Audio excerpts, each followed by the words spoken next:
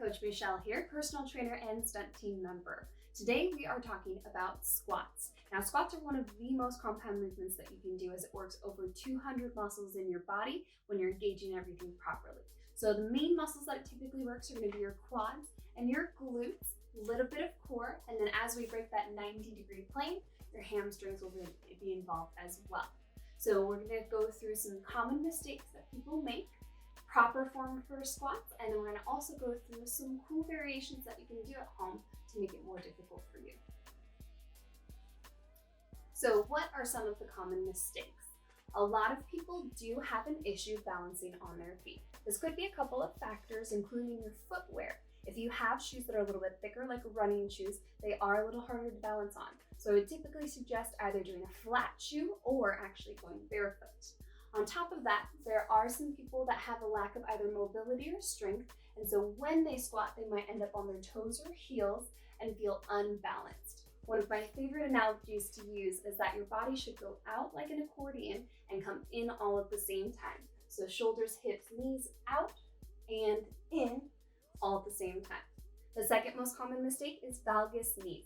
That's when your knees knock in when you're squatting down.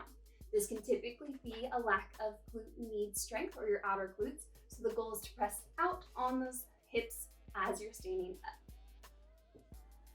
So now how do we do a proper squat?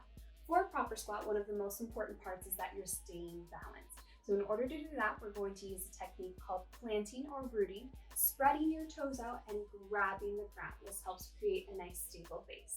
Secondary to that, we're going to fill our stomach with enough air to be able to protect the lower back and keep your abdomen tight. As you're going down in your squat, it's important to keep tension so we're not bouncing off of the bottom.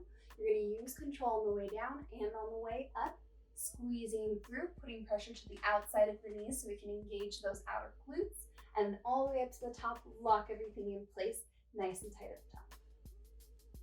Now, if you don't have any or very little equipment at home, there are a few variations that you can do to make squats more difficult. First is squat holds, similar to how you would for a wall sit, just keeping tension at the bottom. Second is a squat pulse, again in that bottom portion, up and down. Third is going to be a squat hop, trying to land nice and soft. Then, if you want to add some equipment, you can grab something heavy around the house and do goblet squats. Or you can even grab a backpack, fill it with some books, and add that as an extra weight.